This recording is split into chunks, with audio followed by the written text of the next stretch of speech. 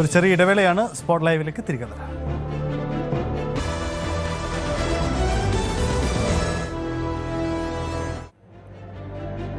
Online തട്ടിപ്പ് പരാതിയിൽ കോൺഗ്രസ് നേതാവ് അറസ്റ്റിൽ. കെ സുധാകരന്റെ അടുത്ത അനുയായിയും കണ്ണൂർ DCC ജനറൽ സെക്രട്ടറിയുമായ കല്ലിക്കോടൻ രാഗേഷാണ് അറസ്റ്റിലായത്. രാഗേഷ് പ്രസിഡന്റായ ലേബർ ബാങ്ക് വെൽഫെയർ കോഓപ്പറേറ്റീവ് സൊസൈറ്റിയുടെ അക്കൗണ്ട് വഴി തട്ടിപ്പ് നടന്നുവെന്നാണ് കണ്ടെത്തൽ. 1 കോടിയിലേറെ രൂപ തട്ടിയെന്നാണ് പരാതി. തമിഴ്നാട് സ്വദേശിയാണ് പരാതി നൽകിയത്. സുമേഷ് മൊറാഴ ചേരുന്നു. സുമേഷ്, ഒരു തെരഞ്ഞെടുപ്പ് കാലത്താണ് ഒരു കോൺഗ്രസ് നേതാവിനെതിരെ ആരോപണം വരുന്നത്. എന്താണ് ഈ തട്ടിപ്പിന്റെ പശ്ചാത്തലം? പോലീസ് നൽകുന്ന വിശദീകരണം എങ്ങനെയാണ്?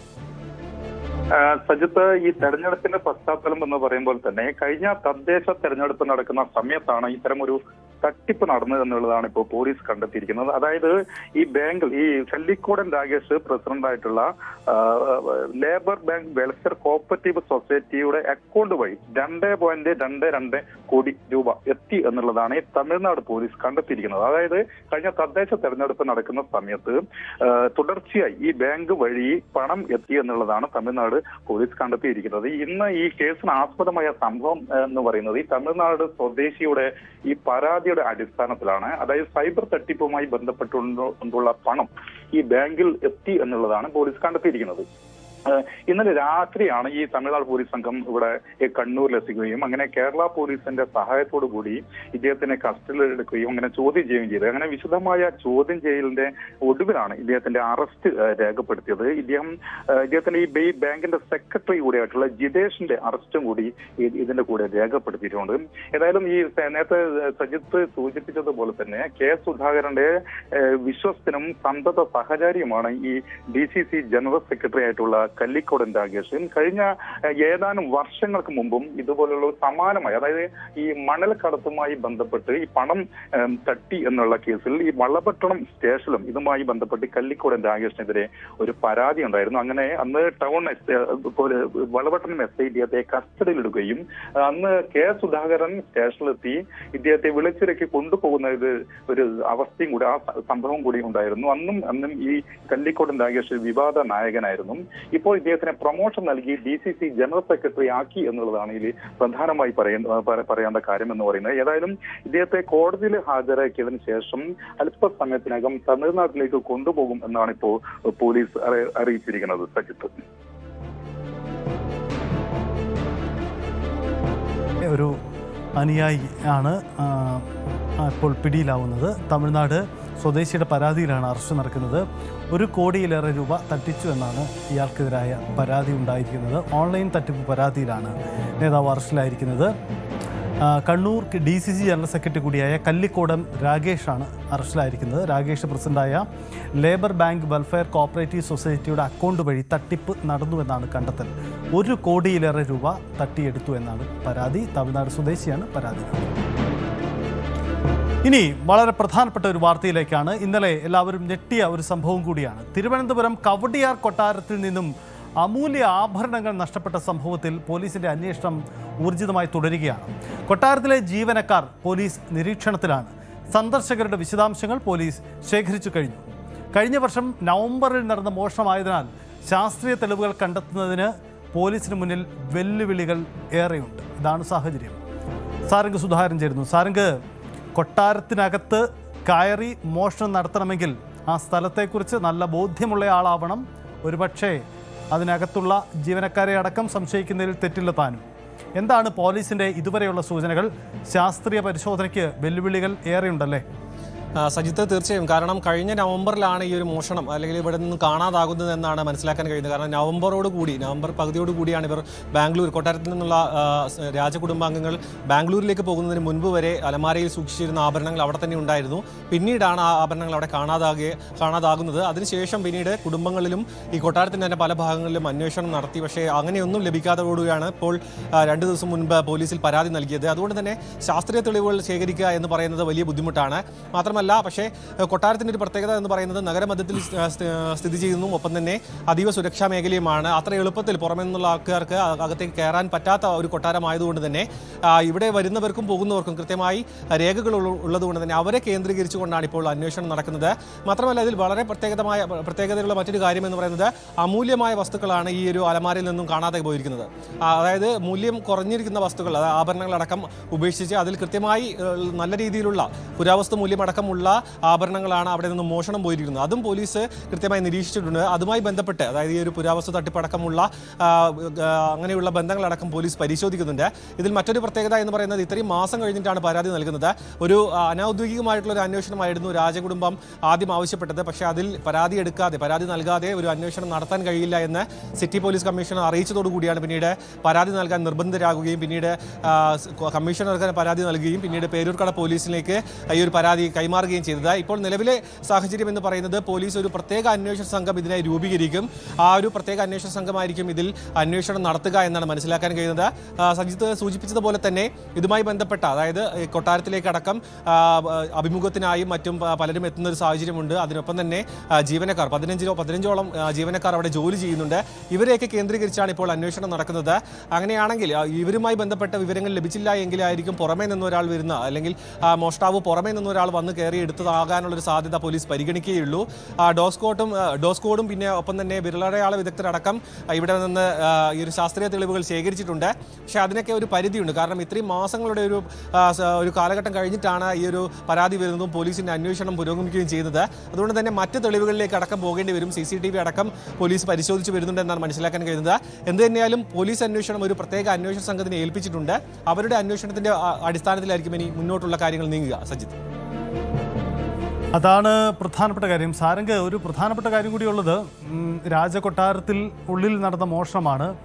പഴയ പ്രതാപവും പാരമ്പര്യമൊക്കെയുള്ള കുടുംബമാണ്, കൊട്ടാരവും വീടുമൊക്കെയാണ്. അപ്പം അമൂല്യങ്ങളായ പല വസ്തുക്കളുണ്ടാവും. എന്തുകൊണ്ട് ഈ പരാതി പുറത്തു പറയാൻ വൈകി എന്ന കാര്യത്തിൽ രാജകുടുംബത്തിന് എന്തെങ്കിലും വിശദീകരണം കൃത്യമായി നൽകിയിട്ടുണ്ടോ? അവർ ആ തരത്തിലുണ്ടോ? കാരണം ഒരു ക്രൈം നടന്നാൽ അത് റിപ്പോർട്ട് ചെയ്യപ്പെടണം എന്നുള്ളത് സ്വാഭാവിക നടപടിയാണല്ലോ. പക്ഷേ ഇത് അവർ വൈകിക്കുമ്പോൾ സ്വാഭാവികമായൊരു വീഴ്ച അവരുടെയും സംഭവിച്ചിട്ടില്ലേ? തീർച്ചയായും. കാരണം ഇത്രയും മാസത്തെ ഒരു കാലതാമസം എന്ന് പറയുമ്പോൾ അത് രാജകുടുംബാംഗം പോലീസിനോട് വിശദീകരിക്കേണ്ടി വരുമെന്നാണ് മനസ്സിലാക്കാൻ കഴിയുന്നത്. മാത്രമല്ല, അതൊരു ചെറിയ കളവല്ല, അമൂല്യമായ പല ആഭരണങ്ങളുമാണ്. അതായത് നമ്മൾ കേട്ടുകേൾവി പോലുമില്ലാത്ത പണ്ടത്തെ കുടുംബാംഗങ്ങൾ ഉപയോഗിച്ച് വന്നിരുന്ന ആഭരണങ്ങളാണ് മോഷണം പോയിരിക്കുന്നത്. അതിന് ഒരു സ്വർണത്തിൻ്റെ മൂല്യം എന്നതിനപ്പുറത്തേക്ക് ഒരു അമൂല്യ പുരാവസ്തു എന്ന തരത്തിലുള്ള മൂല്യമടക്കമുണ്ട്. അതുകൊണ്ട് തന്നെ ഏത് രീതിയിൽ ഇത് നഷ്ടപ്പെട്ടു എന്ന കാര്യം കണ്ടെത്തേണ്ടത്, അതായത് ഉടനടി തന്നെ ഒരു പരാതി നൽകിയിരുന്നു എങ്കിൽ അത് പെട്ടെന്ന് ആ ഒരു മോഷണത്തിലേക്കും അതിൻ്റെ മോഷ്ടാക്കളിലേക്കും എത്താൻ സാധിച്ചിരുന്നു. പക്ഷേ അത് ഈ ഒരു രാജകുടുംബാംഗത്തിൻ്റെ വിശദീകരണം, അതായത് പോലീസ് അടക്കം നൽകുന്ന ഒരു സൂചന എന്ന് പറയുന്നത് ഈ ഒരു തിരുവിതാംകൂർ പോലെയുള്ള ഒരു രാജകുടുംബത്തിൽ നിന്നും ഇങ്ങനൊരു മോഷണം നടക്കുന്നത് അതൊരു ചീത്തപ്പേരായി കാണണ്ട എന്ന് കരുതിയാണ് അവർ തുടക്കത്തിൽ പരാതി നൽകാതിരുന്നത്. അതുകൊണ്ട് തന്നെ പിന്നീട് കുടുംബവുമായി ബന്ധപ്പെട്ടും കുടുംബത്തിൻ്റെ രീതിയിലും അന്വേഷണം നടത്തി, അതായത് കൈമാറി പോയിട്ടുണ്ടോ അല്ലെങ്കിൽ മാറി വെച്ചതാണോ എന്നടക്കമുള്ള. പക്ഷേ എന്നാലും ഇത്രയും മാസത്തെ ഒരു സമയം എന്ന് പറയുമ്പോൾ അത് കൂടുതലാണ്. കാരണം ഇത്രയും വിലപിടിപ്പുള്ള 2 കോടി രൂപയോളം വിലമതിക്കുന്ന ആഭരണങ്ങൾ കാണാതെയാകുന്നു. ഇത്രയും മാസം കഴിഞ്ഞ് പരാതി നൽകുന്നു എന്ന് പറയുമ്പോൾ അതിൽ എന്തെങ്കിലും ദുരൂഹതയുണ്ടോ എന്ന് കൂടി പോലീസ് പരിശോധിക്കുന്നുണ്ട്. കാരണം ഇത്രയും അമൂല്യമായ വസ്തുക്കളാണ് നഷ്ടപ്പെട്ടതും. മാത്രമല്ല, ഈ സമയം കൊണ്ട് തന്നെ സംസ്ഥാനവും രാജ്യവും വിട്ട് പുറത്തേക്ക് പോകാനുള്ള സാധ്യതയും വളരെ കൂടുതലാണ്. അതുകൊണ്ട് തന്നെ പോലീസിൻ്റെ അന്വേഷണം വളരെ വിശദമായിട്ടായിരിക്കും നടക്കുക. രഹസ്യ സ്വഭാവത്തിൽ അന്വേഷണം നടത്തണം. മാത്രമല്ല, പരാതി നൽകാൻ കഴിയില്ല എന്നടക്കമുള്ള കുടുംബത്തിൻ്റെ ഒരു ന്യായം മുന്നോട്ട് വെച്ചിരുന്നെങ്കിലും അത് നിയമവിരുദ്ധമാണ് എന്നായിരുന്നു പോലീസ് കമ്മീഷൻ നൽകിയ വിശദീകരണം. FIR രജിസ്റ്റർ ചെയ്യാതെ, അല്ലെങ്കിൽ പരാതിയുടെ അടിസ്ഥാനത്തിൽ FIR രജിസ്റ്റർ ചെയ്യാതെ ഈ ഒരു അന്വേഷണം നടത്താൻ കഴിയില്ല എന്ന് അറിയിച്ചതോടുകൂടിയാണ് കഴിഞ്ഞ ദിവസം 2 ദിവസം മുൻപ് ഈ പരാതി നൽകുകയും തുടർന്ന് പോലീസ് ഈ കേസ് അന്വേഷണവുമായി മുന്നോട്ട് പോകുന്നത്. എന്ത് തന്നെയായാലും ഈ ഒരു കാലതാമസം പോലീസിന്റെ അന്വേഷണ പരിധിയിൽ വരും, അത് തീർച്ചയാണ്. അതിനൊപ്പം തന്നെ ഇതുമായി ബന്ധപ്പെട്ട് നിൽക്കുന്ന, അതായത് ജീവനക്കാരെയും ഒപ്പം അവിടെയുള്ള ശാസ്ത്രീയ തെളിവുകളെയും കുടുംബാംഗങ്ങളെയും എല്ലാവരെയും നിരീക്ഷിച്ചുകൊണ്ടായിരിക്കും പോലീസിന്റെ അന്വേഷണം മുന്നോട്ട് പോവുക. കാരണം ഒരു പൊതുസ്ഥലമല്ല, രാജകൊട്ടാരമാണ്, അത്ര എളുപ്പത്തിൽ ആർക്കും അകത്തേക്ക് കയറാൻ പറ്റാത്ത സ്ഥലവുമാണ്. അതുകൊണ്ട് തന്നെ പോലീസ് വിശദമായ ഒരു അന്വേഷണത്തിലേക്ക് കടക്കുകയാണെന്നാണ് മനസ്സിലാക്കാൻ കഴിയുന്നത്. സജിത്, കവടിയാർ കൊട്ടാരത്തിലെ മോഷണമാണിപ്പോൾ പോലീസിന് തലവേദനയാവുന്നത്. മാസങ്ങൾക്ക് മുമ്പ് നടന്ന മോഷണമാണ്. അതുകൊണ്ട് തന്നെ തെളിവുകൾ കണ്ടെത്തുക വെല്ലുവിളിയാണ്. സാരംഗ്, ഒരു കാര്യം കൂടി, ഈ കൊട്ടാരത്തിലെ അമൂല്യ വസ്തുക്കൾ മോഷ്ടിക്കുന്നത് ഒരു ലോക്കൽ ബന്ധത്തിനപ്പുറം ഇതിന് വിപുലമായ സംസ്ഥാനത്തിന് പുറത്തുള്ള എന്തെങ്കിലും അത്തരം സാധ്യതകൾ, അത്തരം അന്വേഷണം കൂടി നടക്കുന്നുണ്ടോ? സാറിന് സൂചിപ്പിച്ചതുപോലെ ദിവസങ്ങൾ, മാസങ്ങൾ കഴിഞ്ഞുകൊണ്ട് തന്നെ തെളിവുകൾ ശേഖരിക്കുക ഒരു വെല്ലുവിളിയാവും. അപ്പോൾ അത്തരം സംശയങ്ങളിലേക്കും പോലീസ് കടന്നിട്ടുണ്ടോ ഈ കാര്യത്തിൽ?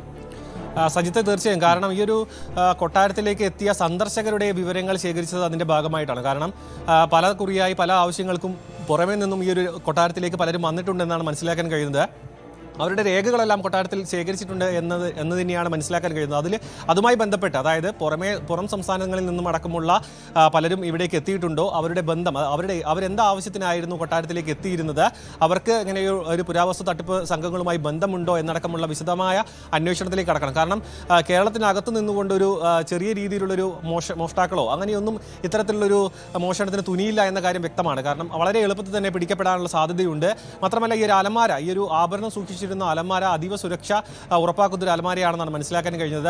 അതുകൊണ്ട് തന്നെ ഇത് അവിടെ നിന്നും എടുക്കുക, അതായത് ഈ ഒരു അലമാര, അതായത് മോഷണം പെട്ടെന്ന് മനസ്സിലാകാത്ത രീതിയിൽ അലമാര തുറന്ന് ഈ ആഭരണങ്ങൾ അവിടെ നിന്നും കൊണ്ടുപോവുക എന്ന് പറയുന്നതും വളരെ ശ്രമകരമായ ഒന്നാണ്. അതുകൊണ്ട് തന്നെ ഇതിൽ എങ്ങനെയാണ് ഇതിന് പിന്തുണ ലഭിച്ചത്, അതായത് ജീവനക്കാരുടെ പിന്തുണയോടുകൂടി പുറമേ നിന്നും വന്ന സന്ദർശകരാണോ ഈ ഒരു മോഷണം നടത്തിയത്, അല്ലെങ്കിൽ ജീവനക്കാരുടെ ഭാഗത്തു നിന്നുണ്ടായ ഒരു വീഴ്ചയാണോ എന്നടക്കമുള്ള പല കാര്യങ്ങളിൽ പോലീസിന്റെ അന്വേഷണം പോകും. മാത്രമല്ല നഗരമധ്യത്തിലാണ്, ഒരു അതീവ സുരക്ഷാ മേഖലയായ കവടിയാർ ഭാഗത്താണ് ഈ ഒരു മോഷണം നടന്നത്. അതും പോലീസിന്റെ ഒരു വീഴ്ചയായിട്ടടക്കം ചില രീതിയിൽ വളച്ചൊടിച്ച അടക്കമുള്ള വാർത്തകൾ വരുന്നുണ്ട്. കാരണം അതീവ സുരക്ഷാ മേഖല ഇത്രയും വലിയൊരു മോഷണം നടക്കുന്നു, അതിൽ പോലീസിന് കൃത്യമായി വലിയ രീതിയിലുള്ള പരിമിതികളുണ്ട്. കാരണം പരാതി കിട്ടാൻ വൈകിയെങ്കിൽ പോലും അങ്ങനെ ഒരു മോഷണം നടന്നു എന്ന കാര്യമടക്കം പോലീസിന്റെ അന്വേഷണ പരിധിയിൽ വരുന്നുണ്ട്.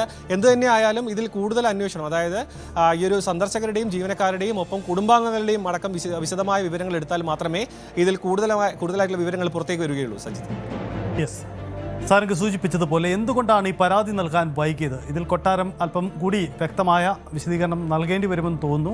പോലീസ് എന്തായാലും രേഖാമൂലമുള്ള പരാതി നൽകിയതിന് ശേഷം മാത്രമാണ് അന്വേഷണം മുന്നോട്ട് കൊണ്ടുപോയത്. അൺഒഫീഷ്യലി എൻക്വയറി എന്നതായിരുന്നു അവർക്ക് ആദ്യം കിട്ടിയ നിർദ്ദേശം. പക്ഷേ അത് പോലീസിന് സ്വാഭാവികമായും പരാതി വേണം, ആ പരാതിയുടെ അടിസ്ഥാനത്തിലാണ് പോകുന്നത്. അങ്ങനെയെങ്കിൽ എന്താണ് ഈ നഷ്ടപ്പെട്ട വസ്തുക്കൾ, അതിൻ്റെ അമൂല്യത, ഒപ്പം കൊട്ടാരം മറ്റാരെങ്കിലും സംശയിക്കുന്നുണ്ടോ? ഈ രാജകുടുംബാംഗങ്ങൾ, ഗൗരി ലക്ഷ്മിഭായ് പരാതി നൽകിയിട്ടുണ്ട്. അപ്പോൾ എന്തെങ്കിലും ആ തരത്തിലുള്ള പരാതികൾക്ക് സംശയങ്ങൾക്കിടയുണ്ടോ എന്നതാണ്. ഒരുപക്ഷെ വരും ദിവസങ്ങളിൽ ഇതിൻ്റെ ദുരൂഹത കൂടുതൽ പുറത്തു വരുമെന്ന് നമുക്ക് കരുതാം. കണ്ണൂർ ADM ആയിരുന്ന നവീൻ ബാബുവിൻ്റെ മരണത്തിൽ തുടരന്വേഷണത്തിന് ഉത്തരവിട്ട് കോടതി. 13 വീഴ്ചകൾ ചൂണ്ടിക്കാട്ടിയായിരുന്നു ഹർജി. ഇതിൽ 4 കാര്യം അന്വേഷിച്ച് റിപ്പോർട്ട് നൽകണമെന്നാണ് കോടതിയുടെ നിർദ്ദേശം. നവീൻ ബാബുവിൻ്റെ ഭാര്യ മഞ്ജുഷയുടെ ഹർജിയിലാണ് ഈ നിർണായകമായ ഉത്തരവ് ഉണ്ടായിരിക്കുന്നത്. ഈ വാർത്ത വളരെ പ്രധാനപ്പെട്ടതാണ്. നമുക്ക് ഈ വാർത്തയിലേക്ക് മടങ്ങി വരാം ഒരു ചെറിയ ഇടവേളയ്ക്ക് ശേഷം.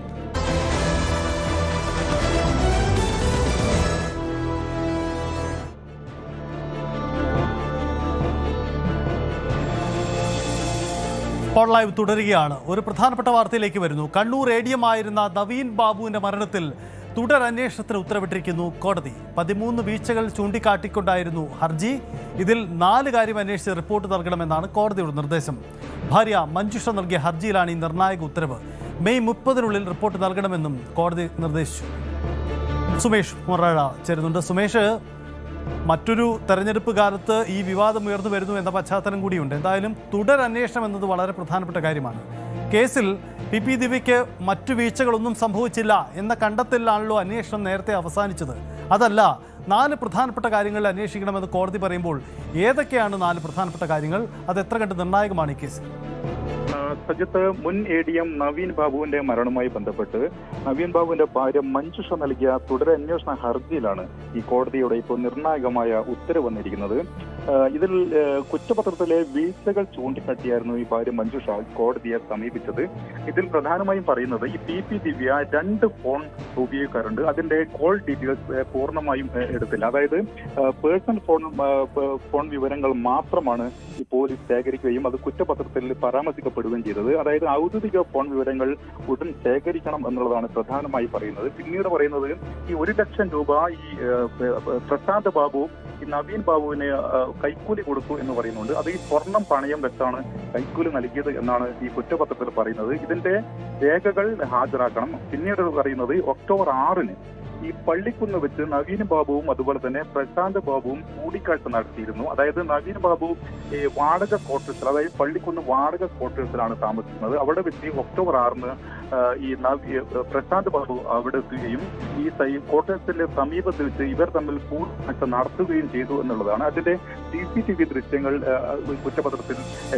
കുറ്റപത്രത്തിനൊപ്പം സമർപ്പിച്ചിരുന്നു. എന്നാൽ അതിന്റെ കൂടുതൽ വിവരങ്ങൾ ഹാജരാക്കണം എന്നുള്ളതാണ് ഈ മൂന്നാമതായി പറയുന്നത്. നാലാമതായി പറയുന്നത് ഈ കൈക്കൂലി കൊടുത്തത് ഈ വിജിലൻസിൽ പരാതി നൽകിയിരുന്നു. അതായത് പ്രശാന്ത് ബാബുവും ഇതുമായി ബന്ധപ്പെട്ടുകൊണ്ട് വിജിലൻസിൽ പരാതി നൽകിയിരുന്നു. എന്നാൽ അവർ ഉദ്യോഗസ്ഥരുടെ മൊഴി രേഖപ്പെടുത്തിയിട്ടില്ല. അവരുടെ വിശദമായ മൊഴി രേഖപ്പെടുത്തണം ഉൾപ്പെടെയുള്ള ഈ കാര്യങ്ങളാണ് കോടതി ചൂണ്ടിക്കാട്ടുന്നത്. നേരത്തെ സജിത്ത് സൂചിപ്പിച്ചതുപോലെ തന്നെ 13 വീഴ്ചകൾ ചൂണ്ടിക്കാട്ടിയായിരുന്നു ഈ ഭാര്യ മഞ്ജുഷ കോടതിയെ സമീപിച്ചത്. അതിൽ 4 കാര്യങ്ങളാണ് പ്രധാനമായും ഈ തുടരന്വേഷണത്തിന് ഈ കോടതി ഉത്തരവിട്ടിരിക്കുന്നത്. തലശ്ശേരി അഡീഷണൽ സെഷൻസ് കോടതിയാണ് ഇത്തരമൊരു തുടരന്വേഷണ ഉത്തരവിട്ടിരിക്കുന്നത്.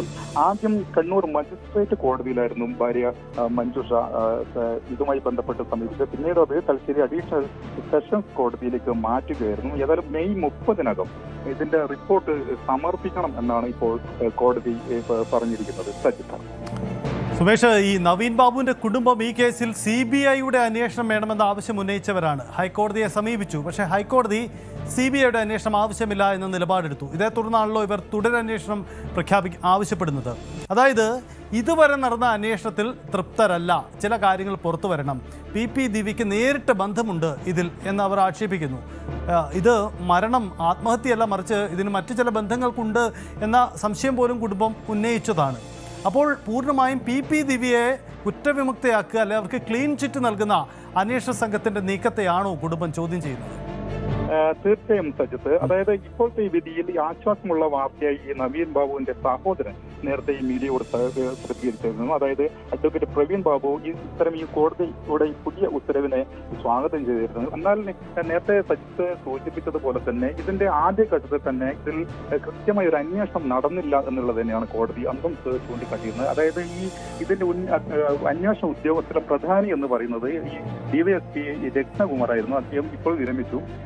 ഈ വിഷയത്തിന്റെ പൊളിറ്റിക്കൽ ബാക്ക്ഗ്രൗണ്ട് ഉൾപ്പെടെ ചൂണ്ടിക്കാട്ടി അന്നും ഈ ഭാര്യ ഇവര് കുടുംബം കോടതിയെ സമീപിക്കുന്ന സമയത്ത് ഇതൊക്കെ ചൂണ്ടിക്കാട്ടിയിരുന്നു. അതായത് ഈ PP ദിവ്യ സന്നദ്ധയായ CPM നേതാവാണ്. എന്നാൽ ഈ രത്നകുമാറും ഇതുമായി ബന്ധപ്പെട്ട CPMന്റെ പ്രധാനിയാണ്. അതായത് ഇപ്പോൾ കഴിഞ്ഞ തദ്ദേശ തെരഞ്ഞെടുപ്പിൽ ഇദ്ദേഹം ശ്രീകണ്ഠാപുരം ഭാഗത്ത് വാർഡ് മെമ്പറായി മത്സരിക്കുകയും പിന്നീട് ജയിക്കുകയും ചെയ്തു. അതായത് അന്നും ഈ കുടുംബം ആരോപിക്കപ്പെടുന്നത് ഈ PP ദിവ്യയെ രക്ഷപ്പെടുത്തുന്നതിന് വേണ്ടിയുള്ള ഇടപെടൽ സ്വാഭാവികമായും ഈ അന്വേഷണ സംഘത്തിന്റെ ഭാഗത്തു നിന്ന് ഉണ്ടായിട്ടുണ്ട് എന്നുള്ളത് തന്നെയാണ്. അതുതന്നെയാണ് ഈ കോടതിയെ ഈ മഞ്ജുഷ, അതായത് കുടുംബം ബോധ്യപ്പെടുത്തുകയും ചെയ്തത്. എന്നാൽ ഇതിന്റെ പ്രധാനമായ ഈ ഘട്ടത്തിലേക്ക് കടക്കുന്നതിന് വേണ്ടി അന്നും ഈ കോടതിക്ക് സാധിച്ചിരുന്നില്ല. പിന്നീട് 3 തവണ ഈ കേസ് മാറ്റിവെക്കുന്ന ഒരവസ്ഥയുണ്ടായി. കഴിഞ്ഞ 3 തവണ മാറ്റിവെച്ചതിന് ശേഷമായിരുന്നു ഇത്തരം ഒരു നിർണായകമായ വിധി വന്നിരിക്കുന്നത്. ഏതായാലും ഈ കേസുമായി ബന്ധപ്പെട്ടുകൊണ്ട് തന്നെ മെയ് 30 റിപ്പോർട്ട് നൽകണം എന്നുള്ളതാണ് ഇപ്പോൾ കോടതി ചൂണ്ടിക്കാട്ടിയിരിക്കുന്നത്. അതാണ് സാഹചര്യം. മെയ് 30 റിപ്പോർട്ട് നൽകണമെന്നതാണ് സാഹചര്യം. PP ദിവ്യ എന്ന CPM നേതാവ് ഇപ്പോൾ തൽക്കാലം അവർ ചിത്രത്തിലില്ല. അല്ലെങ്കിൽ ഒരുപക്ഷെ ഈ നിയമസഭാ തെരഞ്ഞെടുപ്പിലടക്കം സ്ഥാനാർത്ഥിയാവാൻ സാധ്യതയുണ്ടായിരുന്ന പ്രധാനപ്പെട്ട വ്യക്തിയാണ്. ഇപ്പോൾ സൂചിപ്പിക്കപ്പെട്ട ഈ സംഭവമാണ് അവരുടെയും പൊളിറ്റിക്കൽ കരിയർ ഇല്ലാതാവുന്നത്. നവീൻ ബാബു എന്ന സർക്കാർ ഉദ്യോഗസ്ഥന്റെ ജീവൻ ഇല്ലാതായതിന് പിന്നിൽ ദിവ്യയുടെ ഇടപെടലുകൾ ഉണ്ട് എന്ന് തന്നെയാണ് കുടുംബം ഇപ്പോഴും സംശയിക്കുന്നത്. പൊതുവേദിയിൽ വെച്ച് അപമാനിച്ചു എന്നത് ഒരു മരണകാരണമാണ്. അതിനുമപ്പുറം മറ്റു ചില കാര്യങ്ങൾ, ഗൂഢാലോചനകൾ ഇക്കാര്യത്തിൽ നടന്നിട്ടുണ്ട് എന്നതാണ് കുടുംബത്തിൻ്റെ ആരോപണം. കുടുംബം എന്തായാലും 16 വിഷയങ്ങളിൽ കൃത്യമായ അന്വേഷണമില്ലെന്ന് പറയുന്നു. എന്തായാലും 4 കാര്യങ്ങളിൽ പ്രത്യേക അന്വേഷണം വേണമെന്ന് കോടതി ചൂണ്ടിക്കാട്ടുകയാണ്. അതായത് ഈ PP ദിവ്യയുടെ മൊബൈൽ ഫോണ് കൃത്യമായി പരിശോധിച്ച് അതിൽ സംബന്ധിച്ച നീക്കങ്ങൾ ഉണ്ടാവണം. എല്ലാ മൊബൈൽ ഫോണുകളിലും അത്തരം പരിശോധനകൾ നടന്നിട്ടില്ല. അപ്പോൾ അക്കാര്യത്തിൽ വ്യക്തമായ പരിശോധന വേണമെന്ന് കൂടിയാണ് കുടുംബം ആവശ്യപ്പെടുന്നത്. എന്തായാലും നിരവധി തിരിച്ചടികൾ കോടതിയിൽ നിന്നും കിട്ടിയ കുടുംബത്തെ സംബന്ധിച്ച് ഈ തുടരന്വേഷണം കോടതി അനുവദിച്ചു എന്നത് വളരെ ആ പ്രതീക്ഷ നൽകുന്നതാണ്, അവർക്ക് ആശ്വാസം നൽകുന്നതാണ്. കുടുംബത്തിൻ്റെ പ്രതികരണവും അതുതന്നെയാണ്. എന്തായാലും തങ്ങളുടെ പ്രിയപ്പെട്ട വ്യക്തി നഷ്ടപ്പെടുമ്പോൾ അതിൻ്റെ മരണകാരണം എന്ത് തന്നെയായാലും അറിയാനുള്ള അവകാശം ആ കുടുംബത്തിനുണ്ട്. അവരുടെ ആക്ഷേപം എത്ര കണ്ട് തന്നെയായാലും അത് അന്വേഷിക്കപ്പെടട്ടെ, സത്യം കൂടുതൽ വ്യക്തതയോടെ പുറത്തു വരട്ടെ, തെറ്റുകാരെങ്കിലും ഉണ്ടെങ്കിലും ശിക്ഷിക്കപ്പെടട്ടെ എന്നതാണ് സാഹചര്യം.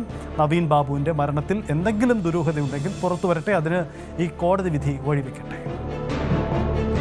കോഴിക്കോട് സ്വകാര്യ ബസ്സുകളുടെ മത്സരയോട്ടത്തിനിടെ അപകടമുണ്ടാവുകയാണ്. മുക്കം വഴി നിലമ്പൂരിലേക്ക് പോയിരുന്ന ബുറാക്ക് ബസ്സിൻ്റെ പിന്നിൽ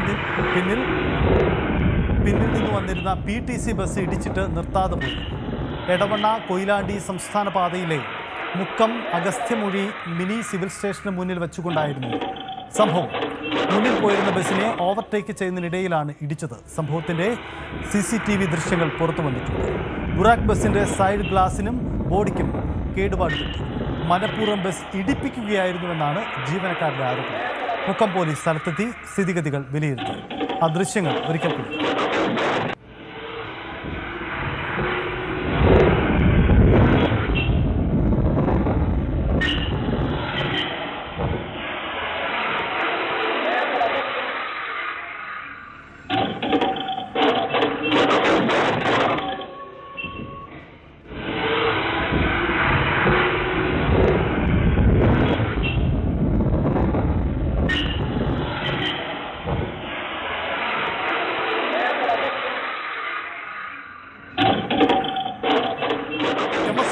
ചേരുന്നു. അനീഷ്, ഈ കാണുന്ന അപകട ദൃശ്യങ്ങൾ ബോധപൂർവമായി ഉണ്ടാക്കിയെന്ന ആക്ഷേപമാണോ ഉയരുന്നത്? അങ്ങനെയെങ്കിൽ അതിന് ഇടവെച്ചത് എന്താണ്? ബസ്സുകളുടെ മത്സരയോട്ടം തന്നെയാണോ കാരണം?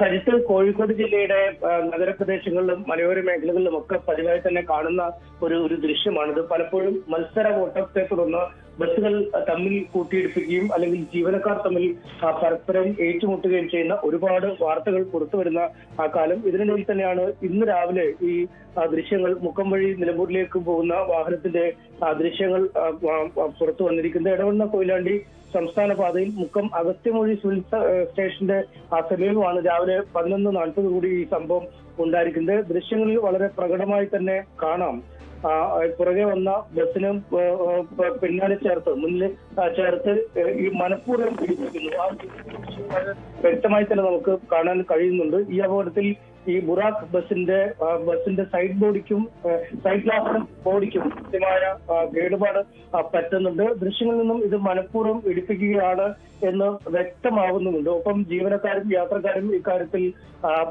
പുറത്തു കാര്യങ്ങൾ പറഞ്ഞിട്ടുമുണ്ട്. ഇടിയുടെ ആഘാതത്തിൽ വൃദ്ധരായ ഒരു യാത്രക്കാരുൾപ്പെടെയുള്ള ആളുകൾ ബസ്സിൽ നിന്നും താഴെ വീഴാൻ പോകുന്ന ഒരു സാഹചര്യം ഉണ്ടായി. എന്തായാലും പോലീസ് സംഭവത്തിൽ എത്തിയിരുന്നു. ബസ് ഈ ഇടിയേറ്റ ബസ്സിന്റെ ജീവനക്കാരുടെയും മറ്റ് മൊഴി രേഖപ്പെടുത്തി. മറ്റേ ഇടിപ്പിച്ച ബസ്സുമായി ബന്ധപ്പെട്ടും അവർ സംസാരം നടത്തുകയുണ്ടായി. എന്തായാലും ഇതുമായി ബന്ധപ്പെട്ട് കേസ് രജിസ്റ്റർ ചെയ്തിട്ടുണ്ട് എന്ന് മുക്കം പോലീസ് അറിയിച്ചിരിക്കുന്നു.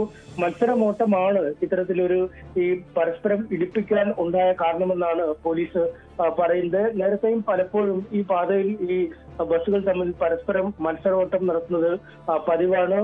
പലപ്പോഴും ഈ ബസ് സ്റ്റാൻഡിലും മറ്റുമൊക്കെ എത്തി ആ സമയം രേഖപ്പെടുത്തി പഞ്ച് ചെയ്ത ശേഷം പോകണം, അല്ലെങ്കിൽ കൃത്യമായ ഇടവേളകൾ പാലിക്കണം എന്നൊക്കെയുള്ള നിർദ്ദേശങ്ങൾ പലപ്പോഴും നൽകാറുണ്ട്. പക്ഷേ അതൊന്നും റോഡിൽ പാലിക്കപ്പെടുന്നില്ല എന്നതാണ് ഏറെ വസ്തുത. പരസ്പരം പോർവിളികൾ നടത്തിയാണ് പലപ്പോഴും ഈ ബസ്സുകൾ മത്സര പാച്ചിൽ നടത്തുന്നത്. ഇത് ഈ ബസ്സിലുള്ള യാത്രക്കാരുടെ ജീവന് വലിയ ഭീഷണിയായി മാറുന്ന ഒരു സാഹചര്യമാണ്. ചിലപ്പോഴൊക്കെ ഈ ബസ്സുകൾ കുറുകെ ഇട്ട ശേഷം വഴിയിൽ പരസ്പരം ഇറങ്ങി പോർവിളികൾ നടത്തുകയും പരസ്പരം കയ്യേറ്റം ചെയ്യുകയും അസഭ്യവർഷങ്ങൾ നടത്തുകയും ചെയ്യുന്ന സാഹചര്യങ്ങളുമൊക്കെ പലപ്പോഴും ഉണ്ടാവാറുണ്ട്. എന്തായാലും കർശന നടപടി ഇക്കാര്യത്തിൽ ഉണ്ടാകുമെന്നാണ് പോലീസ് അറിയിച്ചിരിക്കുന്നത്. ദൃശ്യങ്ങളടക്കം പുറത്തു വന്ന സാഹചര്യത്തിൽ ശക്തമായ നിയമ നടപടി ഉണ്ടാവും എന്നാണ് പോലീസ് പറയുന്നത്. സജിത്ത്, യെസ്, കോഴിക്കോടാണ് ബസ്സുകളുടെ മത്സരയോട്ടം ഒരു വലിയ അപകടത്തിന് ഇടവെക്കുന്നത്. അതിന്റെ ദൃശ്യങ്ങളാണ്, CCTV ദൃശ്യങ്ങളാണ് ഇപ്പോൾ പുറത്തു വന്നിരിക്കുന്നത്. മനഃപൂർവ്വം ഇത്തരം ഒരു ബസ്സിന്റെ പിന്നിൽ വന്ന് ഇടിപ്പിച്ചു എന്നതാണ് ആരോപണം. ആ ദൃശ്യങ്ങളാണ് ഇപ്പോൾ പുറത്തു വരുന്നത്. മുക്കം പോലീസ് അന്വേഷണം ആരംഭിച്ചിട്ടുണ്ട്. കൊല്ലം ചാത്തന്നൂരിൽ മർദ്ദനമേറ്റ യുവാവ് മരിച്ചു. ഉമയനല്ലൂർ നടുവിലക്കര സ്വദേശി ദിലീപാണ് മരിച്ചത്. സ്ത്രീയുടെ ഫോണിലേക്ക് മെസ്സേജ് അയച്ചത് ചോദ്യം ചെയ്തുള്ള തർക്കമാണ് മർദ്ദനത്തിൽ കലാശിച്ചത്. അവശനായ ദിലീപിനെ പാരിപ്പള്ളി മെഡിക്കൽ കോളേജിൽ എത്തിച്ചെങ്കിലും രക്ഷിക്കാനായില്ല. ദിലീപ് കൊട്ടിയത്ത് ഓട്ടോ ഡ്രൈവറാണ്. ചാത്തന്നൂർ പോലീസ് അന്വേഷണം ആരംഭിച്ചു. വിനീഷ് ചേരുന്നുണ്ട്. വിനീഷ്, എന്താണ് ഈ സംഭവം? കഴിഞ്ഞ ദിവസമാണ് ഈ സംഭവം ഉണ്ടായത്. കൊല്ലം ചാത്തന്നൂരിലാണ് മർദ്ദനത്തെ തുടർന്ന് മരണം സംഭവിച്ചിരിക്കുന്നത്. കൊട്ടിയം നടുവിലക്കര സ്വദേശി ദിലീപാണ് മരിച്ചത്. 42 വയസ്സാണ് പ്രായം. സംഭവം ഇങ്ങനെയാണ്. ഭാര്യയെ ശല്യപ്പെടുത്തിയെന്ന് ആരോപിച്ച് വിളിച്ചു വരുത്തി മർദ്ദിക്കുകയായിരുന്നു എന്നാണ് പോലീസ് പറയുന്നത്. പ്രതികൾ കല്ലുവാതുക്കൽ വിലുവൂർക്കോണം സ്വദേശികളായ വരുൺ, അയാളുടെ ഭാര്യ സോന എന്നിവരാണ്. ഇവരെ കഴിഞ്ഞ ദിവസം തന്നെ പോലീസ് കസ്റ്റഡിയിലെടുക്കുകയും ചെയ്തിട്ടുണ്ട്. സോനയ്ക്ക് മരിച്ചയാൾ ഫോണിൽ സ്ഥിരമായി മെസ്സേജ് അയക്കാറുണ്ടെന്നാണ് പോലീസ് കണ്ടെത്തിയത്. അങ്ങനെ ഇത് ഇവരുടെ വീട്ടിൽ ചില കുടുംബ പ്രശ്നങ്ങൾക്ക് കാരണമായി. തുടർന്നാണ് ഈ ദിലീപിനെ സോനയുടെ ഭർത്താവ് വിളിച്ചു വരുത്തിയത്. അത് അയാളുടെ ഒരു സുഹൃത്തിന്റെ വീട്ടിലേക്കാണ് വിളിച്ചു വരുത്തിയത്. അങ്ങനെ അവിടെ ഉണ്ടായ ചില തർക്കങ്ങൾ വലിയ രീതിയിലുള്ള ഒരു അക്രമത്തിലേക്ക് വഴിവെച്ചു. പ്രശ്നം സംസാരിച്ചു തീർക്കാനെന്ന വ്യാജേനയാണ് ദിലീപിനെ ഉളിയനാടുള്ള വാടക വീട്ടിലേക്ക് വിളിച്ചു വരുത്തിയതെന്നാണ് പോലീസ് പറഞ്ഞത്. ഇവിടെ എത്തിയ ശേഷം ക്രൂരമായി മർദ്ദിക്കുകയായിരുന്നു. മർദ്ദനത്തിൽ അവശനായ ദിലീപിനെ പ്രതികൾ തന്നെയാണ് കല്ലുവാതുക്കലുള്ള ഒരു സ്വകാര്യ ആശുപത്രിയിൽ എത്തിച്ചത്. അപ്പോൾ രംഗം വഷളായതോടുകൂടി പെട്ടെന്ന് തന്നെ പാരിപ്പള്ളി മെഡിക്കൽ കോളേജിലേക്ക് ദിലീപിനെ മാറ്റുകയായിരുന്നു. തുടർന്ന് ദിലീപിന്റെ ജീവൻ രക്ഷിക്കാനായില്ല. അങ്ങനെയാണ് ആശുപത്രി അധികൃതർ പോലീസിൽ വിവരം അറിയിക്കുന്നത്. ചാത്തന്നൂർ പോലീസ് സ്ഥലത്തെത്തുകയും സംഭവ സ്ഥലത്ത് വെച്ച് തന്നെ ദമ്പതികളെ പോലീസ് കസ്റ്റഡിയിലെടുക്കുകയും ചെയ്തിട്ടുണ്ട്. ഇതുമായി ബന്ധപ്പെട്ടുള്ള അന്വേഷണം നടന്നു വരുന്നുണ്ട്. ഇതിന്റെ പിന്നിൽ വേറെ മറ്റ് പ്രതികൾ ഉണ്ടോ എന്നതും പോലീസ് കൃത്യമായി അന്വേഷിക്കുന്നു. എന്തായാലും ദിലീപിന്റെ മൃതശരീരം പാരിപ്പള്ളി മെഡിക്കൽ കോളേജിൽ പോസ്റ്റ്മോർട്ടം നടപടികൾ എല്ലാം നടന്നു വരുന്നു. സജിത്ത്,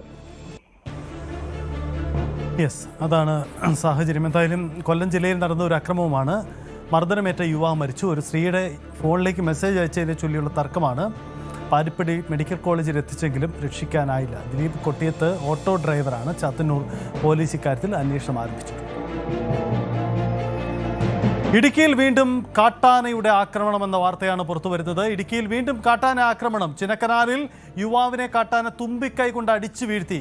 കൃഷിയിടത്തിൽ തമ്പടിച്ചിരുന്ന കാട്ടാനയ്ക്ക് മുന്നിൽ യുവാവ് അകപ്പെടുകയായിരുന്നു. സാരമായി പരിക്കേറ്റ ചിന്നക്കനാൽ സിംഗുകണ്ടം സ്വദേശി കൊച്ചു തയ്യിൽ മധുവിനെ ആശുപത്രിയിൽ പ്രവേശിപ്പിച്ചു. പറഞ്ഞു വന്നെന്ന് പറഞ്ഞ് പെങ്ങൾ വിളിച്ചു. അപ്പോൾ ഞാൻ ഓടിച്ചെന്ന് കഴിഞ്ഞപ്പോഴത്തേക്കും ആന താഴത്തോട്ട് ഇറങ്ങിപ്പോയെന്ന് അളിയൻ പറഞ്ഞു. അളിയനും ഉണ്ടായിരുന്നു. ഞങ്ങളുടെ അതിരെ ചെന്ന് കഴിഞ്ഞപ്പോഴത്തേക്കും ഞാൻ ആ സൈഡിൽ നിൽക്കുകയുള്ളൂ. അതിന് തൊട്ടടുത്ത് ഇങ്ങനെ എണ്ണ നിൽക്കുന്നത് അത്ര അടുത്തായി കഴിഞ്ഞാൽ ആന എണ്ണം പറഞ്ഞ് തിരിഞ്ഞ് കഴിഞ്ഞപ്പോഴത്തേക്കും ആന അടിച്ചു. ഞാൻ തെറിച്ച് കുറച്ചപ്പുറം വീണു. കല്ലെല്ലാം മലന്നടിച്ച് വീണു. അത് അത്ര കാണുന്നത് അതിനകത്ത് തന്നെ പറമ്പിപ്പുറത്തേക്ക് ഞാൻ മേലോട്ട് പോയി കിട്ടാൻ. പിന്നെ അളിയൻ വിളിച്ച് അളിയനെ കൊണ്ട് ബസ്സിലോട്ട് പോവുകയായിരുന്നു. പ്രിൻസ് ജെയിംസ് ചേരുന്നു. പ്രിൻസ്, ചിന്നക്കനാൽ നമ്മുടെ അരിക്കൊമ്പന്റെ നാടാണല്ലോ. ഇത് ഏത് ആനയാണ് ഈ ആക്രമണം നടത്തിയത്? സജിത്ത്, ഏത് ആനയാണെന്നുള്ള സംബന്ധിച്ച് വ്യക്തമല്ല. എന്തായാലും വേനൽക്കടുത്തോടെ ചിന്നക്കനാൽ മേഖലയിൽ തികച്ചും മതികെട്ടാൻതോറ ദേശീയോദ്യാനത്തോട് ചേർന്ന് കിടക്കുന്ന ചിന്നക്കനാൽ ശാന്തൻപാറ ഗ്രാമപഞ്ചായത്തുകളിൽ വീണ്ടും കാട്ടാന ശല്യം രൂക്ഷമാകുന്ന ഒരു സാഹചര്യമാണ് നിലവിലുള്ളത്. കഴിഞ്ഞ ദിവസങ്ങളിലൊക്കെ ഈ ചിന്നക്കനാലിലെയും ശാന്തൻപാറയിലെയും വിവിധ മേഖലകളിൽ, അതായത് സിംഗുകണ്ടം, 301, ബിയൽ ഡാം തുടങ്ങിയ പ്രദേശങ്ങളിലൊക്കെ ഒറ്റയാന്മാരും അതോടൊപ്പം കാട്ടാന കൂട്ടങ്ങളും ഒക്കെ കൃഷിയിടത്തിലേക്ക് ഇറങ്ങുന്ന ഒരു സാഹചര്യം ഉണ്ടായിരുന്നു. പല പ്രദേശങ്ങളിലും കാട്ടാനകളെ കണ്ടെത്തുന്ന ഒരു സാഹചര്യം ഉണ്ടായിരുന്നു. ചക്കക്കൊമ്പനൊക്കെ പതിവായി ജനവാസ മേഖലയിലേക്ക് എത്തുന്ന ഒരു അവസ്ഥയാണ് നിലവിലുള്ളത്. പതിവായി ഈ ജനവാസ മേഖലയിലേക്ക് എത്തുകയും കൃഷികളിലൊക്കെ കാര്യമായ ഒരു നാശനഷ്ടം ഉണ്ടാക്കുന്ന ഒരു സാഹചര്യം കൂടിയുണ്ട്. അതോടൊപ്പം തന്നെയാണ് ഇപ്പോൾ ഒരാൾക്ക് നേരെ, ഒരു പ്രദേശവാസിക്ക് നേരെ ഒരു ആക്രമണം ഉണ്ടാകുന്ന ഒരു അവസ്ഥ കൂടി ഉണ്ടായത്. ചിന്നക്കനാൽ സിംഗുകണ്ടം സ്വദേശിയായ മധുവിനാണ് പരിക്കേറ്റത്. ആനയുടെ തുമ്പിക്കൈ കൊണ്ട് അടിച്ച് വീഴ്ത്തുകയായിരുന്നു. മധു കൃഷിയിടത്തിലേക്ക് പോകുന്ന സമയത്ത് ഈ കൃഷിയിടത്തിന് സമീപമായി നിലയുറപ്പിച്ചിരിക്കുകയായിരുന്നു ആന. ഈ വേലിക്ക് സമീപമായി ആന നിന്നതുകൊണ്ട് തന്നെ പെട്ടെന്ന് മധുവിന് ആനയെ കാണാൻ സാധിച്ചില്ല. ആനയുടെ അടുത്തേക്ക് മധു എത്തിയ സമയത്ത് ആക്രമണം നടക്കുകയായിരുന്നു. തുമ്പിക്കൈ കൊണ്ടുള്ള അടിയിൽ മധു തെറിച്ചു വീണെങ്കിലും ഉടൻ തന്നെ എഴുന്നേറ്റ് ഓടി രക്ഷപ്പെടാൻ സാധിച്ചതുകൊണ്ടാണ് വലിയ തുടർ ആക്രമണങ്ങളിൽ നിന്നും രക്ഷപ്പെടാൻ സാധിച്ചത്. എന്തായാലും മധുവിന്റെ നെഞ്ചിലും കയ്യിലും കാലിലും ഒക്കെ പരിക്കേറ്റിട്ടുണ്ട്. ഈ മധു ഓടിയെത്തിയ ഉടനെ തുടർന്ന് നാട്ടുകാർ ചേർന്ന് ഉടൻ തന്നെ രാജാക്കാടിലെ സ്വകാര്യ ആശുപത്രിയിലേക്ക് എത്തുകയും ചെയ്യുകയായിരുന്നു. എന്തായാലും മധു ഇപ്പോൾ ചികിത്സയിൽ തുടരുകയാണ്. ഈ സംഭവം അറിയിച്ചതിനെ തുടർന്ന് വനംവകുപ്പ് ഉദ്യോഗസ്ഥരും RRT സംഘവും ഒക്കെ എത്തി ആനയെ പ്രദേശത്ത് നിന്നും തുരത്തിയിട്ടുണ്ട്. എന്തായാലും ഈ മേഖലയിൽ ഇപ്പോൾ ഈ ജനവാസ മേഖലയിൽ ഇപ്പോൾ സ്ഥിരമായി കാട്ടാനകൾ ഇറങ്ങുന്ന ഒരു സാഹചര്യമുണ്ട്. പ്രത്യേകിച്ചും വേനൽക്കാലത്തോടെ ചിന്നക്കനാൽ മേഖലയിൽ കാട്ടാനശല്യം രൂക്ഷമായിരിക്കുകയാണ്. വരും മാസങ്ങളിലൊക്കെ പ്രത്യേകിച്ചും മാർച്ച് ഏപ്രിൽ മെയ് മാസങ്ങളിലൊക്കെ ശക്തമായ വേനൽ ഉണ്ടാകുന്ന സമയങ്ങളിൽ വീണ്ടും ആനയുടെ ആക്രമണം ഉണ്ടാകുമോ എന്നൊരു ആശങ്കയൊക്കെ ജനങ്ങൾക്കുള്ളിൽ നിലനിൽക്കുന്നുണ്ട്. സജിത്ത്, പ്രിൻസ്, മുമ്പ് ഈ ജനങ്ങൾക്ക് നേരെ വലിയ രീതിയിൽ കാട്ടാന ആക്രമണം, അരിക്കൊമ്പറ്റെ മറ്റു ആക്രമണം ഉണ്ടായപ്പോഴാണല്ലോ ആനയെ അവിടുന്ന് പിടിച്ചു മാറ്റുക എന്ന തീരുമാനത്തിലേക്ക് വന്നത്. സമാനമായി ആ മേഖലയിൽ അരിക്കൊമ്പൻ നേരത്തെ തന്നെ ചില ആക്രമണം നടത്തിയ ദൃശ്യങ്ങളൊക്കെ പുറത്തു വന്നിരുന്നു. വീടുകൾക്ക് നേരെയും ആളുകളെ ഭയപ്പെടുത്തുക, അങ്ങനെയൊക്കെ പല സംഭവങ്ങളും ഉണ്ടായിട്ടുണ്ടല്ലോ. അപ്പോൾ ഒരു വനംവകുപ്പിന് ഈ വിഷയത്തിൽ കൂടുതൽ ഇടപെടൽ അവിടെ വേണം എന്നൊരു പൊതു ആവശ്യം ഉയരുന്നുണ്ടല്ലോ. പ്രത്യേകിച്ച് വേനൽ കടുക്കുകയാണ്, ആനകൾക്ക് ഭക്ഷണം കിട്ടാതെ പ്രതിസന്ധി ഉണ്ടാകുന്നു, ജനവാസ മേഖലയിലേക്ക് അവ സ്വാഭാവികമായും കടന്നു വരിക ചെയ്യുമല്ലോ. സജിത്ത്, തീർച്ചയായും സംസ്ഥാനത്ത് തന്നെ ഏറ്റവും അധികം കാട്ടാനശല്യമുള്ള ഒരു മേഖലയാണ് മണിക്കട്ടാൻ ചോലയുടെ ദേശീയോദ്യാനത്തോട് ചേർന്ന ഈ ജനവാസ മേഖലകൾ, പ്രത്യേകിച്ചും ചിന്നക്കൽ ശാന്തമ്പാറ പഞ്ചായത്തുകൾ. ഏറ്റവും കൂടുതൽ കാട്ടാന ആക്രമണത്തിൽ മരണം സംഭവിച്ചൊരു മേഖല കൂടിയാണ് ഇവിടം. അരിക്കൊമ്പനെ പോലെ തന്നെ അപകടകാരിയായ നിരവധി ആനകൾ ഈ പ്രദേശത്തുണ്ടായിരുന്നു. പ്രത്യേകിച്ച് ചക്കക്കൊമ്പനുണ്ട്. അരിക്കൊമ്പനെ ഇവിടുന്ന് കാട് കടത്തിയ ഒരു കാലഘട്ടത്തിൽ പ്രഖ്യാപിച്ച ചില തീരുമാനങ്ങളുണ്ടായിരുന്നു. പ്രത്യേകിച്ചും ചക്കക്കൊമ്പനെ റേഡിയോ കോളർ ഘടിപ്പിച്ച് നിരീക്ഷിക്കുമെന്നുള്ളൊരു പ്രഖ്യാപനം ഒന്നുണ്ടായിരുന്നു. ഒപ്പം വിവിധ മേഖലകളിൽ കാട്ടാനകൾ ജനവാസ മേഖലയ്ക്ക് ഇറങ്ങുന്നുണ്ടോ എന്ന് സംബന്ധിച്ചുള്ള വിവരങ്ങൾ ജനങ്ങൾക്ക് പെട്ടെന്ന് മനസ്സിലാക്കാൻ സാധിക്കുന്നത് സംബന്ധിച്ച LED ബോർഡുകൾ സ്ഥാപിക്കുമെന്ന് അറിയിച്ചിരുന്നു. ഒപ്പം വിവിധ പ്രദേശങ്ങളിൽ സോളാർ വേലികൾ സ്ഥാപിച്ച് ജനങ്ങളുടെ സുരക്ഷ ഉറപ്പുവരുത്തുമെന്നൊക്കെ അറിയിച്ചിരുന്നു. എന്നാൽ അരിക്കൊമ്പനെ മാറ്റിയത് ഒഴിച്ചാൽ മറ്റ് പ്രവർത്തനങ്ങളൊന്നും കാര്യക്ഷമമായി ഇവിടെ നടന്നിട്ടില്ല. പ്രത്യേകിച്ചും കാട്ടാനകളുടെ ആക്രമണം ജനവാസ മേഖലയിലേക്ക് തടയുന്നതിന് ഉള്ള നടപടികളൊന്നും കാര്യമായ ഇടപെടൽ ഉണ്ടായിട്ടില്ല. ചില മേഖലകളിൽ വനംവകുപ്പിന്റെ നേതൃത്വത്തിൽ സോളാർ വേലി ഉള്ള ഫെൻസിംഗ് ഒക്കെ നടപടികൾ ആരംഭിച്ചെങ്കിൽ പോലും കാർഷിക മേഖലകളെ പൂർണ്ണമായും ഉൾപ്പെടുത്തിക്കൊണ്ട് വനമേഖലയിൽ നിന്നും ജനവാസ മേഖലയെ പൂർണ്ണമായും മാറ്റി നിർത്തിക്കൊണ്ടുള്ള ഒരു ഫെൻസിംഗ് നടപടികൾ സ്വീകരിച്ചിട്ടില്ല എന്ന് തന്നെയാണ് ഏറ്റവും പ്രശ്നം ഉണ്ടാക്കുന്നത്. പ്രത്യേകിച്ചും ആന ഈ കാർഷിക മേഖലയിലേക്ക് ഇറങ്ങുമ്പോൾ ഈ ഇത്തരത്തിൽ ആക്രമണത്തിന് ഒരു സാഹചര്യം കൂടുതൽ ഉണ്ടാകുന്നു. അതുകൊണ്ട് തന്നെ അരിക്കൊമ്പനെ ഇവിടുന്ന് മാറ്റിയെങ്കിൽ പോലും മറ്റു നടപടികളൊന്നും ഉണ്ടാകാത്തത് വലിയ ആശങ്ക തന്നെയാണ് സൃഷ്ടിക്കുന്നത്. യെസ്, വളരെ പ്രധാനപ്പെട്ട കാര്യമാണ്. എന്തായാലും ഈ വിഷയത്തിൽ വേനൽ കടുക്കുന്നതോടുകൂടി കൂടുതൽ രൂക്ഷമായ പ്രതിസന്ധി ഉണ്ടാവും. പ്രിൻസ് റിപ്പോർട്ട് ചെയ്തതനുസരിച്ച് വേനൽ കടുക്കുന്നത് കാട്ടാന ആക്രമണം ഇനിയും ശക്തമാകാനുള്ള സാഹചര്യമുണ്ട്. ഇപ്പോൾ കൊച്ചുതയ്യിൽ ചിന്നക്കനാൽ സ്വദേശി കൊച്ചുതയ്യിൽ മധുവിനാണ് കാട്ടാനയുടെ ആക്രമണം ഉണ്ടായത്. അയാൾക്ക് വലിയ പരിക്കാണ്. ദൃശ്യങ്ങളിൽ കാണുന്നത് പോലെ മുഖത്ത് കാലിലുമൊക്കെ കാര്യമായ പരിക്ക് പറ്റിയിട്ടുണ്ട്. ആശുപത്രിയിൽ പ്രവേശിപ്പിച്ചിരിക്കുകയാണ്. രാജാക്കാട് ആശുപത്രിയിലാണ് പ്രവേശിച്ചിരിക്കുന്നത്. മുമ്പ് അരിക്കൊമ്പനെ ആ പ്രദേശത്ത് നിന്ന് മാറ്റിയപ്പോൾ നൽകിയ ചില ഉറപ്പുകൾ അവിടെ പാലിക്കപ്പെടണമെന്നതാണ്. കാരണം കാട്ടാന നിരന്തരമായി ജനവാസ മേഖലയിലേക്ക് വരുന്നത് നിത്യസംഭവമാണ്. പലപ്പോഴും ചില സംഭവങ്ങൾ ഉണ്ടാകുമ്പോൾ RRT ടീം വരുന്നു, പോലീസ് അവിടുന്ന് മാറ്റുന്നു, ആനകളെ മാറ്റുന്നു. എന്നതിനപ്പുറം നിരന്തരമായി ആളുകൾക്ക് ഇതിൻ്റെ ഒരു ഭയത്തിൽ തന്നെ ജീവിക്കേണ്ട ഒരു അവസ്ഥയാണ് ആ മേഖലയിൽ ഉണ്ടാകുന്നത്. അതൊരു വലിയ വെല്ലുവിളിയാണ് അവിടെ ഉണ്ടാക്കിയിരിക്കുന്നത്. സ്പോട്ട് ലൈവ് പൂർണ്ണമാകുന്നു. നന്ദി, നമസ്കാരം.